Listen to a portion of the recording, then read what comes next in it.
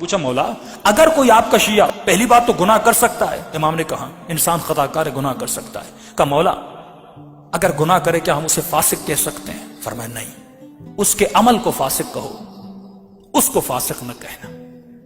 فاسق العمل ہے پر طیب الروح ہے، ہمارا چاہنے والا عمل کا تو فاسق ہو سکتا ہے لیکن اس کی روح کیا ہے؟ پاک ہے۔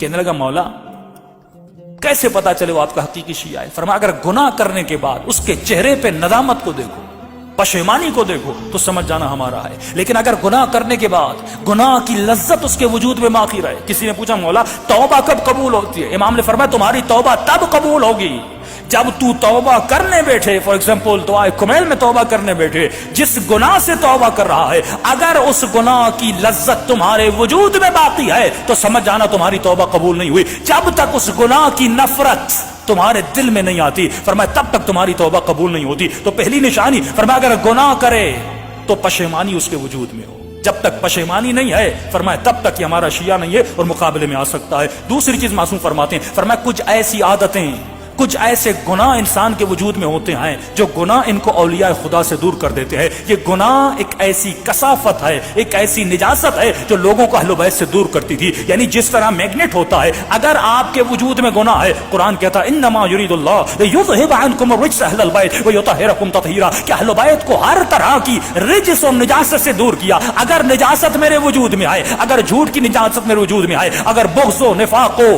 حجب و حیا و اپنا ریاست کی طلبی کی نجاست میرے وجود میں آئے تو فرمائے کبھی بھی تو اہل بیت کے قریب نہیں جا سکتا، کیونکہ جب تک نجاستوں کو دور نہیں کرتا تب تک اہل بیت کے قریب نہیں جاتا، جب تک اپنے وجود میں طہارت کو نہیں لاتا تب تک اہل بیت کے قریب نہیں جا سکتا۔ موسم پہ پہلی نشانی فرماتے ہیں اگر گناہ کرے تو گناہ سے توبہ کرے۔ دوسری نشانی فرماتے ہیں کچھ ایسے گناہ ہیں جن کی توبہ تو ہو سکتی ہے لیکن ایک ایسا گناہ ہے اگر انسان کے وجود میں ہو انسان اہل بیت کا دشمن بن جاتا ہے۔ مولا یہ کون سا گناہ ہے؟ فرمایا یہ گناہ لقمہ حرام کا گناہ ہے۔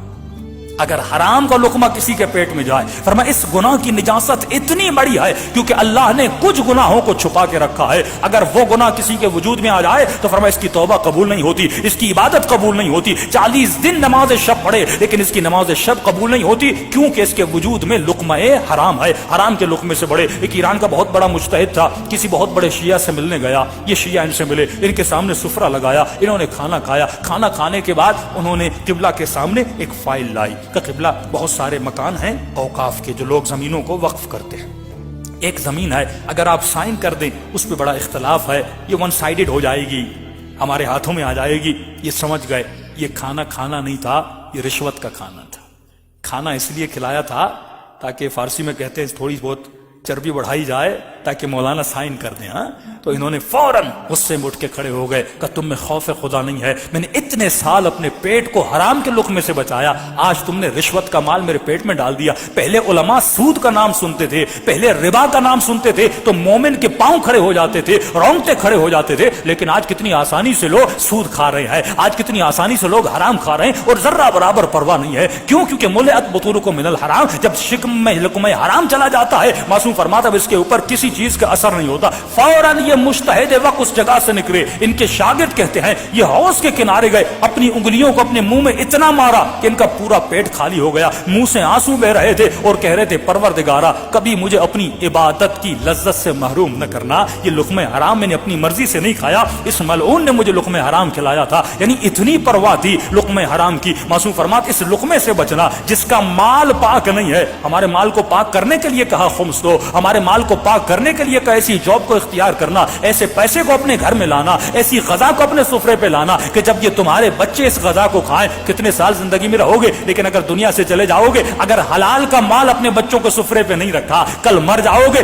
یہ بچے اس مال سے کیا کریں گے؟ اگر عیاشی کریں گے، اگر گناہ کریں گے، نقصان کس سے ہوگا؟ تمہیں ہوگا۔ لیکن بچے کی تربیت ایسی کی جیسی حسین ابن علی نے کہی، اگر مر جاؤ گے یہ بچہ ایک بسم اللہ الرحمن الرحیم پڑھے گا، رسول خدا فرماتے ہیں کئی دن سے کئی مہینوں تک اس کا عذاب جہنم ختم ہو جاتا ہے بچے کے ایک بسم اللہ الرحمن الرحیم پڑھنے سے۔ صلوات پڑھے محمد و آلہ۔